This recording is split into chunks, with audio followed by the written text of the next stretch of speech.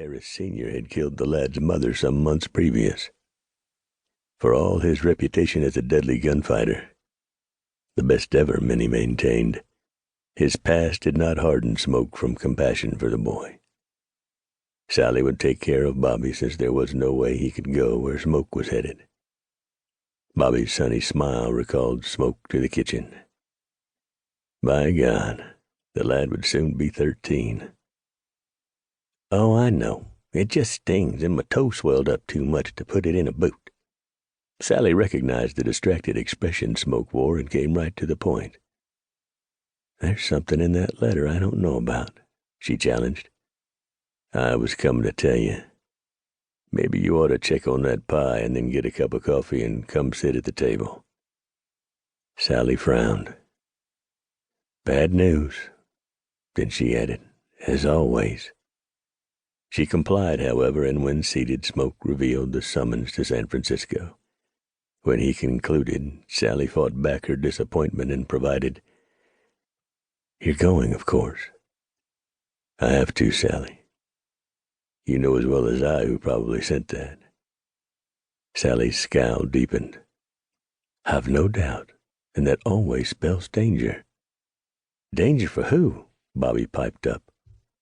Smoke and Sally shot him a look. "For whom?" she corrected automatically, then answered his question. "Smoke, of course," she advised him, "but mostly for anyone who gets in his way." That made Bobby's day. His face lit up with expectation. "You're going gunning for someone, huh, Smoke?" Smoke Jensen sighed wearily and shook his head. "Not if I can help it. I really don't know what to expect, but I'll be leaving early in the morning. Sally, make sure there's plenty of firewood and supplies laid in. Who knows when I'll be back?" He shrugged. "Then all I can think of is that you all bundle up tight for the winter." Shortly after sunrise, Smoke Jensen fastened the last strap on his saddlebags and swung atop his Palouse stallion, Thunder. He had kissed Sally goodbye minutes earlier and had left her at the kitchen table, her eyes bright with suppressed tears. Now, as he turned his mount south, toward the main gate of the ranch in the town of Big Rock beyond, Sally came from the back door, a shawl over her shoulders to stave off the morning chill. She hurried to his side, calling his name. Smoke turned and bent low as Sally reached him and stood on tiptoe, arms out to embrace the man she loved with all her heart. Deeply moved by her affection, Smoke kissed her ardently. When their embrace ended, he spoke gruffly. "I always did have to have the last word, woman." "Goodbye, Smoke, dearest. Be careful." "You too. And keep your friend close at hand." "I will." Sally turned away so as not to have to witness the actual moment of Smoke's departure. When Thunder's hoofbeats faded down the lane to the ranch, she turned to wave at Smoke's back.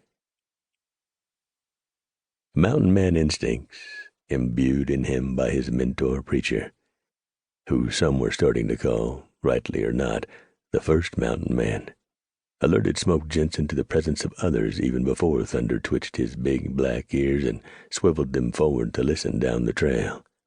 The stallion's spotted gray rump hide rippled in anticipation. Always cautious, even in this settled country, Smoke drifted off the trail, thankful that snow had not yet fallen. He dismounted and put a big, hard hand over Thunder's muzzle to prevent an unwanted greeting to others of the stallion's kind. 5 minutes later, 2 young men rode into view. They had the look about them of ranch hands and an air of that wandering fraternity loosely described as drifters. Smoke Jensen noted that their clothing was a cut above average. They wore their hats at a jaunty angle and rode easy in the saddle. Their conversation, when it reached his ears, convinced Smoke of the accuracy of his surmise.